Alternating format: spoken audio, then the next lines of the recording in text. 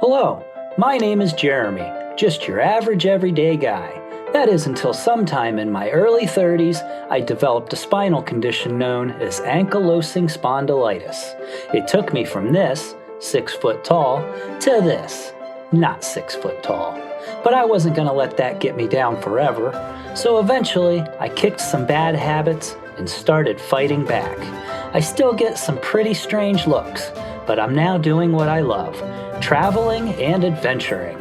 My goal is to show other people with disabilities or anyone facing challenges that your best days don't have to be behind you and that there's always hope. So thanks for joining me, the Handicapped Hiker.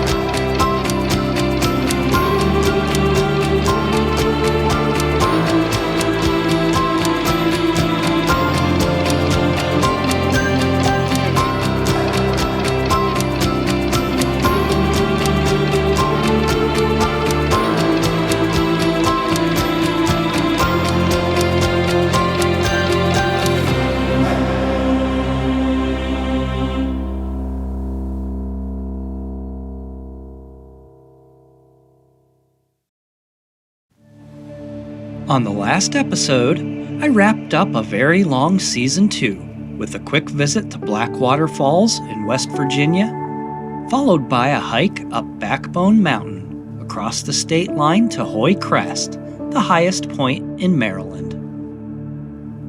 Then finally, I dragged myself back home and battened down the hatches for the long, harsh Northeast Ohio winter. Come springtime, I took a huge leap and bought a house. A fixer-upper, but a house nonetheless.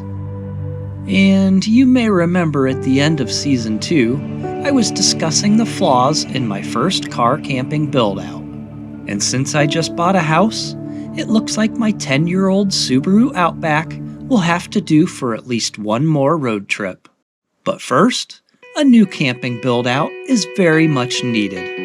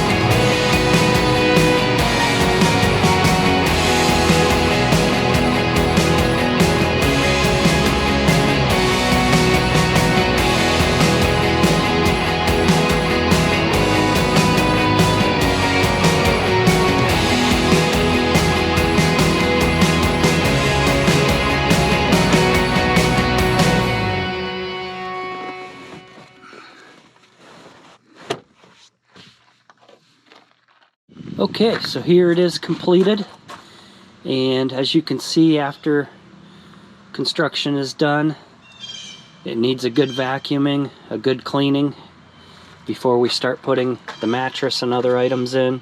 Basically what we have here in the center is a small storage compartment.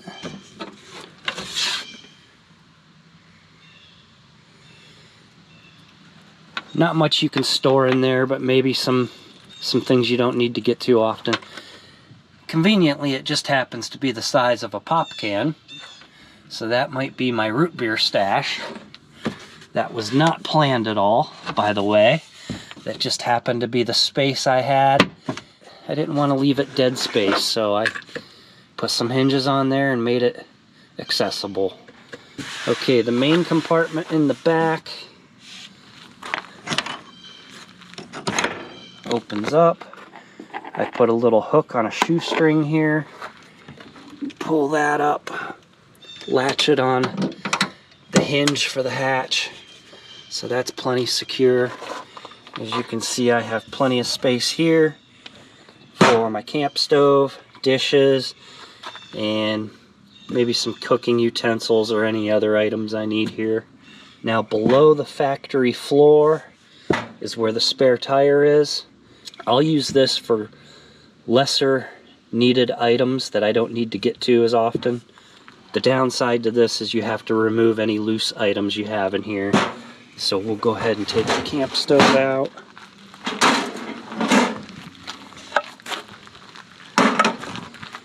And then I put an eye hook in here mounted to some oak boards bolted into the car frame, so I can lock that if needed. Of course, from the factory there's no lock back here, but this opens up and there's your spare tire. I'm gonna use this to store tools. I have a tire plug kit, a tire inflator, I'll have some jumper cables. It's a good place to store extra canned soups. When I'm camping, I find the best thing to do, the easiest thing to do, are canned soups, and maybe add some canned tomatoes, canned potatoes to make a heartier dish. It's just the easiest thing, less cleanup, simple, fast, and that is not at all what my diet is at home, but on the road it works just fine. So we'll go ahead and close this back up.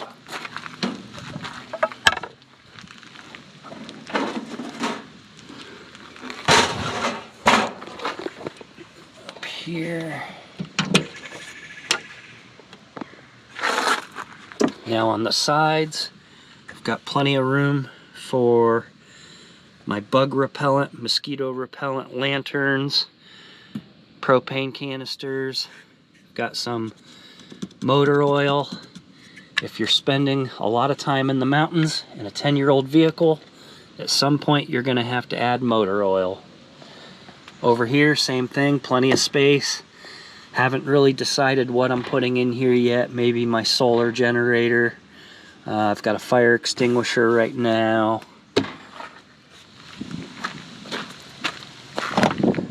Up front, plenty of room behind the seats for bins, anything I might need up here, clothing, more food items, extra shoes. I've got a first aid kit, and then the bedding platform here where it lifts up. There's plenty of space here for camp shovel, trekking poles, tent poles, anything like that you might need to store here, tarps, even more clothing items possibly. These are my felt cloth window covers for privacy at night. They simply Velcro onto the glass. They work out pretty well. They're very easy.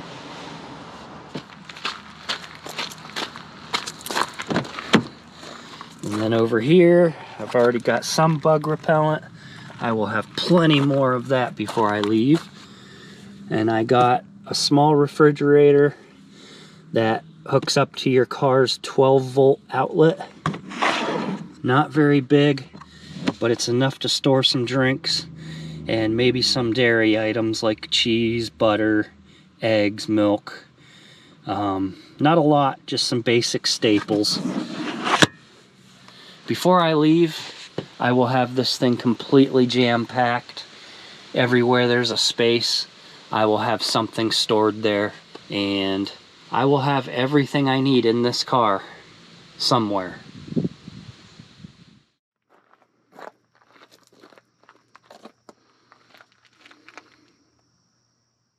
Now let's get rolling on Season 3.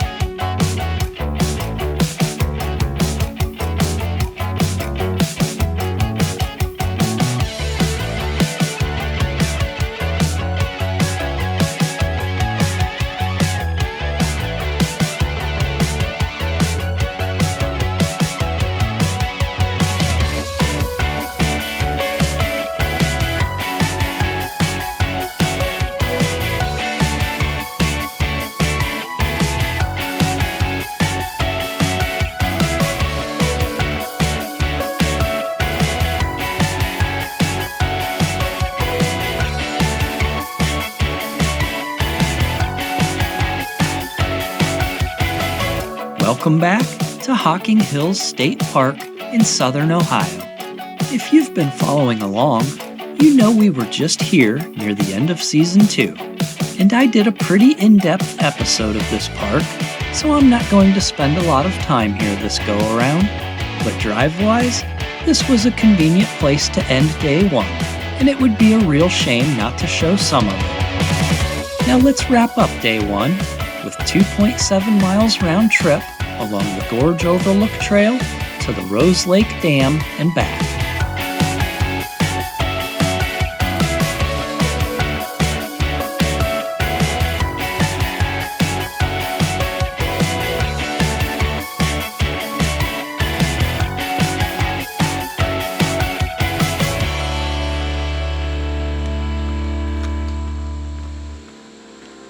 On this trip, I'll only be using GoPro cameras, so no more shaky footage for you.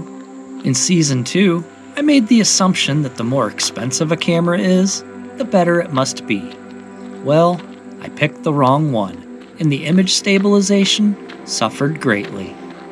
The only thing I don't like about GoPros is you can't zoom while recording, but the stabilization is pretty much unbeatable. I'll continue looking for a better camera option, but for now, GoPro will do just fine.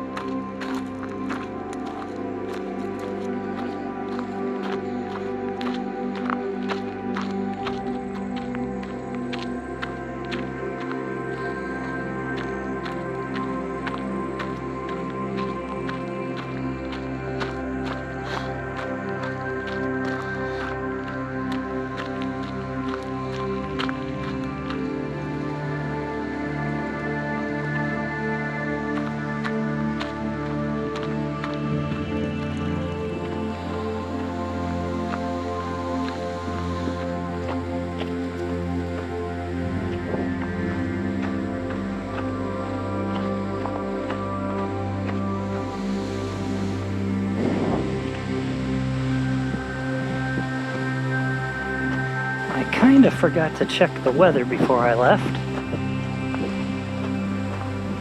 Getting a little windy.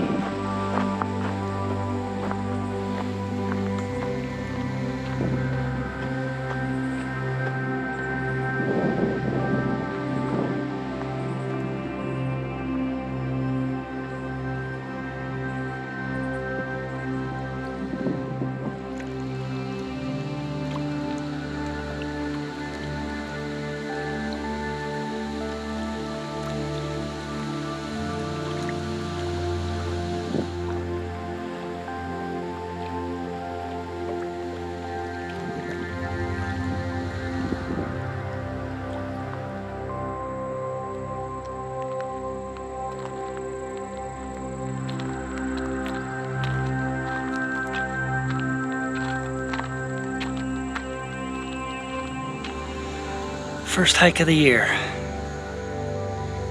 Nowhere near what I had planned to do today, but it's still kicking my butt.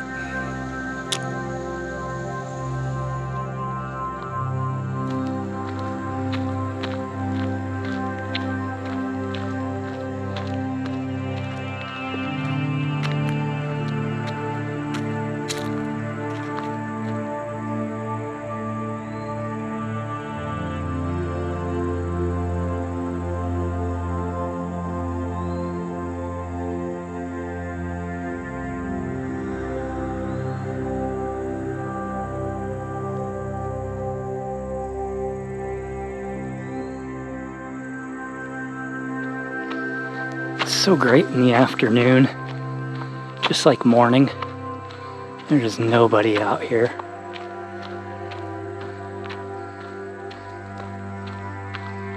I guess everybody else just loves to come right in the middle of the day when it's the hottest. Forgot my headband. That was a rookie move. It's day one.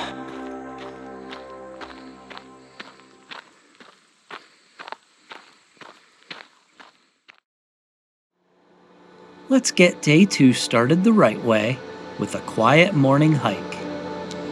Nice and early, we're one of the first 5 cars here. I'm making a 1.8 mile loop on the Grandma Gatewood Trail through Old Man's Cave and back past the Visitor Center.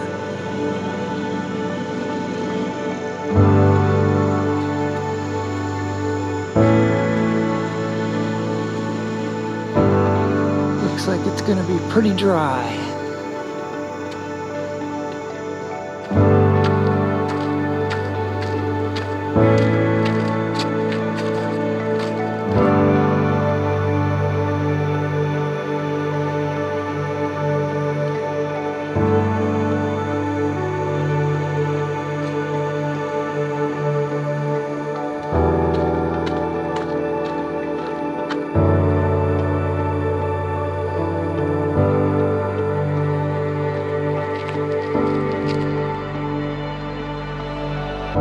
As I mentioned in episode 37, Hocking Hills State Park has 7 separate hiking areas with 25 miles of trails.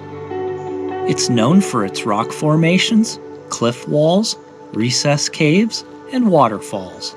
Sometimes.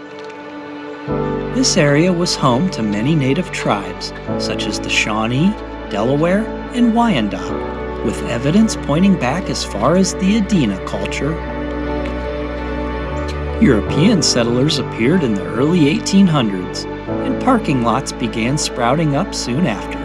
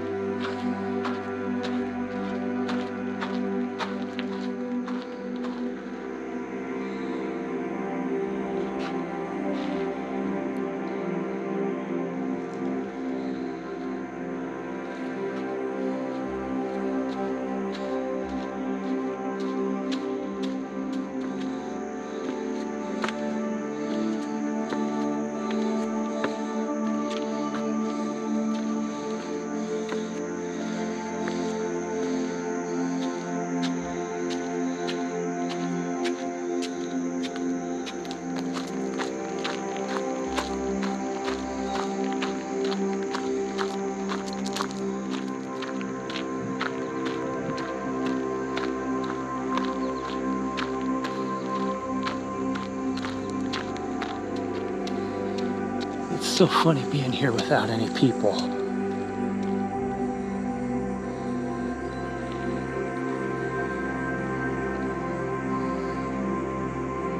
Not a bad first stop on this trip, but it's time to move along about an hour and a half to the southwest.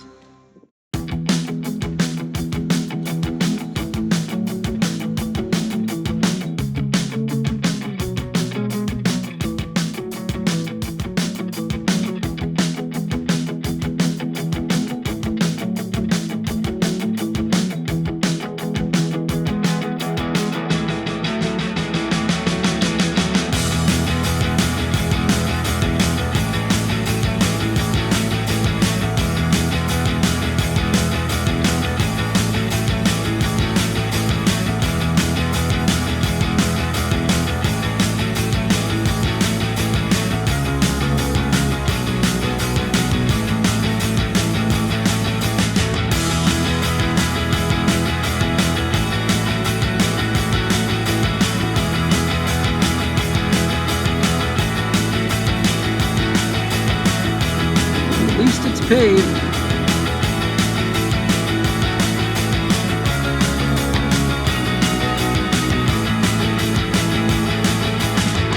And here we are at Serpent Mound State Memorial, near Peebles, Ohio. Discovered in the late 1700s, early 1800s, this prehistoric earthwork is the largest known serpent effigy mound in the world. At nearly 1,400 feet long and 3 feet high, it's believed by many to date back as much as 2,000 to 2,300 years ago. The paved walkway from the parking lot and around the entire mound is just under a half-mile total and is considered wheelchair accessible, although there are some hills.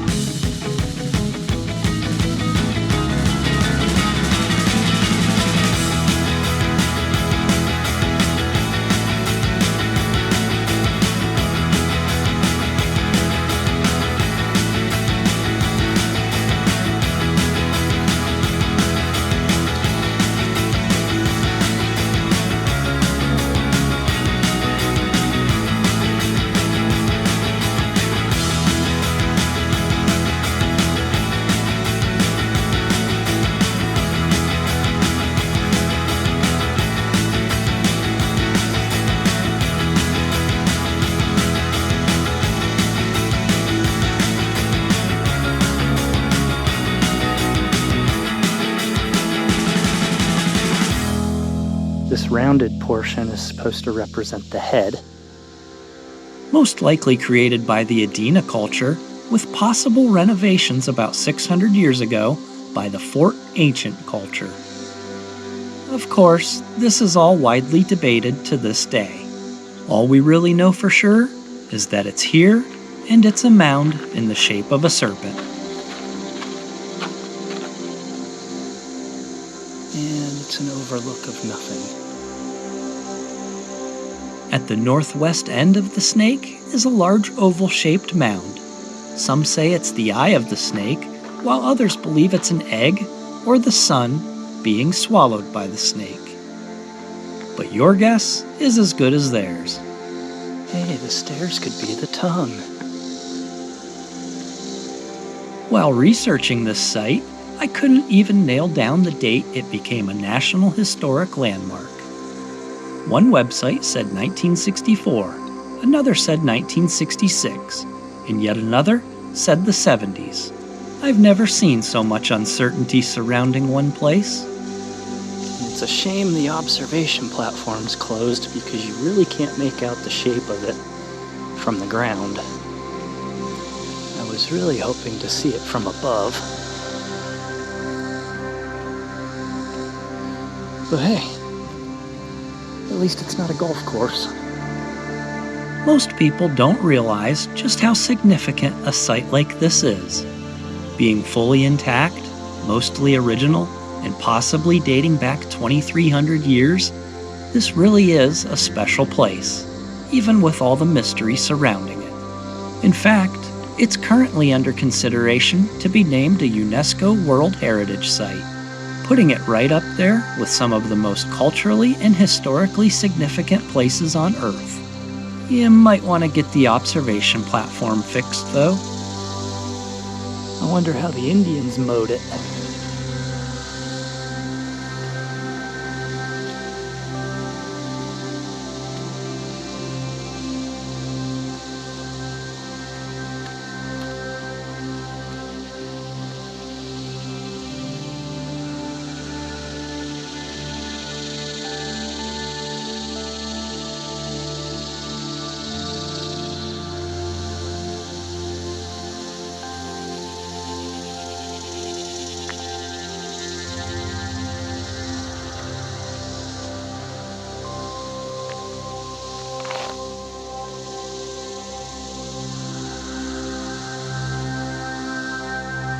While I was here, I did the extra half-mile or so on the Brush Creek Nature Trail along the wooded ravine surrounding the site.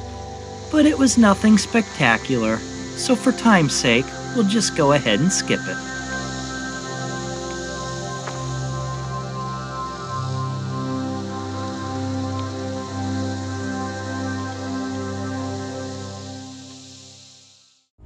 Well, that was a pretty cool thing to finally see in person.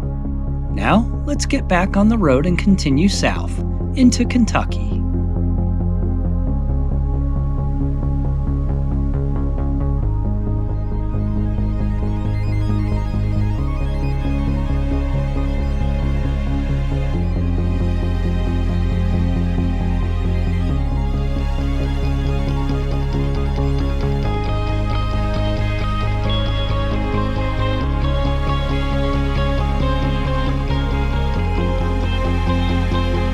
Day 2 comes to an end in Somerset, Kentucky. And that's where we'll pick up next time. But this road trip is only just beginning, with tons of really interesting places coming up. So be sure to tune in for the next episode, and we'll see you then.